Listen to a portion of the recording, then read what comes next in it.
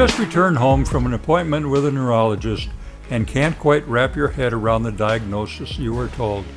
After hearing the words, inclusion body myositis, come out of his mouth, you saw his mouth moving, but did not hear any words after those 3 words that suddenly might reframe your future and dismiss your dreams. If you are new to this channel, please subscribe and press the notification bell to catch all future IB Myositis episodes.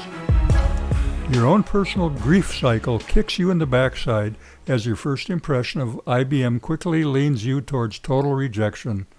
Your mind quickly moves to the need to inform your family and closest friends. And oh my God, you still have 12 years to work before taking that easy chair called retirement. The car you are driving home from the doctor's office still has 30 monthly payments left, and the home you are driving to still requires 9 years of mortgage payments.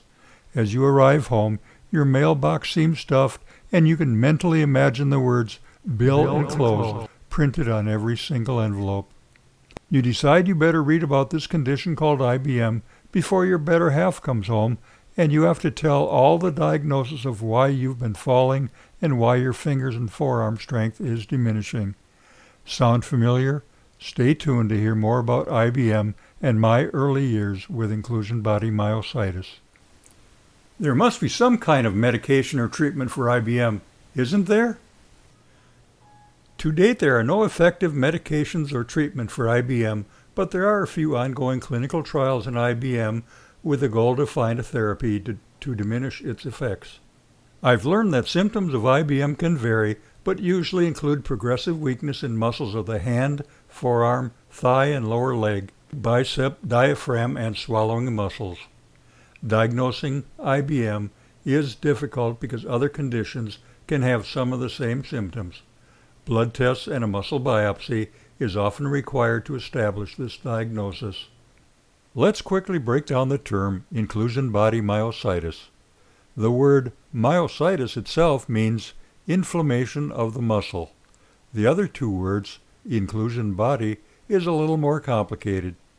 Inclusion bodies found in muscle cells that can be seen in muscle biopsies of patients with IBM are very abnormal voids and unique identifiers. The presence of inclusion bodies sets apart this type of myositis from similar conditions such as polymyositis and many other forms of quadriparesis. Other than a few well-spaced and unexpected falls, the first symptom that really told me something was going drastically wrong was the weakness that I was feeling in my fingers, hands, and forearms.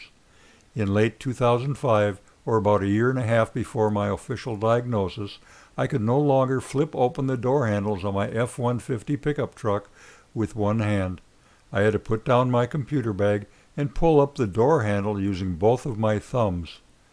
I also experienced more and more difficulty carrying small boxes that weighed only about 10 pounds or less, a mere fraction of the weight of items I used to be able to carry only a couple years prior. And that laptop computer bag was starting to feel like a 50-pound sack of potatoes. The location, severity, and onset of symptoms usually varies from person to person, so my experiences might not equal yours. As my muscles gradually diminished, I also experienced the following symptoms: more frequent falls. Climbing upstairs or on a ladder has become very difficult, then impossible. I'd be standing stationary, like in front of my bathroom sink, when suddenly my knees would collapse and down I'd go. Standing up from a seated position had become very difficult, then impossible. Over the next couple of years, I felt more weakness in my dominant side than I did in my left side, and I later learned that IBM symptoms are not always present or equally felt on both sides of the body. The location, severity, and onset of symptoms probably varies from person to person. If you are like me, you might have thought for a year or so that your weakness was just due to getting older, but the symptoms did not improve as I increased my exercise routine, and I did a lot of extra walking during that year and a half of uncertainty.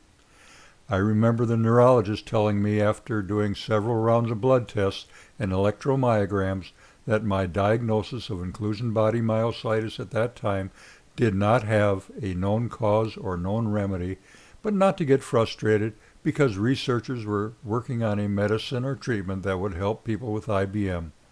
That was in 2007, and now 15 years later, he can still tell his newly diagnosed IBMers the same thing, as no medical breakthroughs have been realized.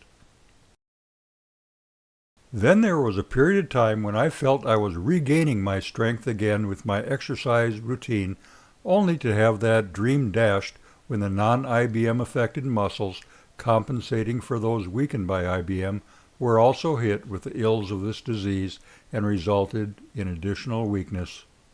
Exercise and staying active is always important, but the lack of expected results might reverse some of the progress you made on your chronic disease grief cycle.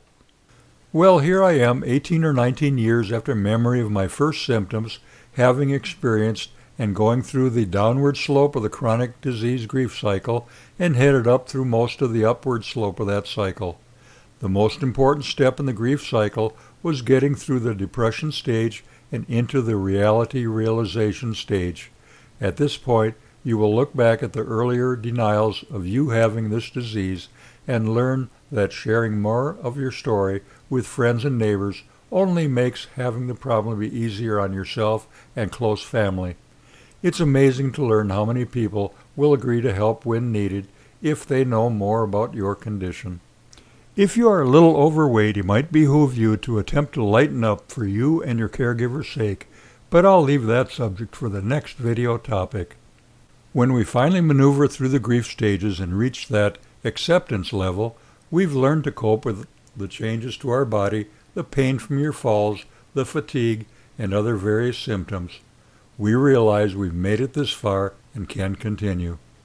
Unfortunately, reaching this point doesn't mean we stay there forever. Things happen, our conditions change, we fall, new symptoms arise, and new stresses occur, and we find ourselves back at one of the earlier grief cycle stages once again. My story with this disease would have been greatly improved if I had kept a written monthly diary of my IBM events. Without that diary, my exact recollection of IBM events and timing of incidents has now become cloudy. We relive these stages regularly when living with a chronic illness like IBM.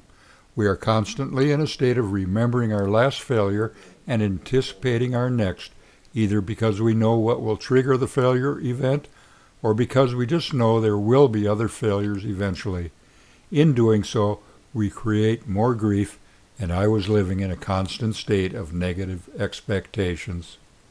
I'm currently in that helping others stage of that grief cycle and have been for more than 5 years now via this IB Myositis video channel. It isn't easy, although technological advances have allowed me to continue to do so. This channel has now become my comfort blanket, as are the phone conversations I have with many of my viewers. I guess medicine can come in many different forms. Thanks for taking the time to watch this and all the videos on the IB Myositis channel. You are the medicine that keeps me from thinking of my IBM woes, and I hope some of my info in these videos is helpful to you. Keep cycling, my IBM friends.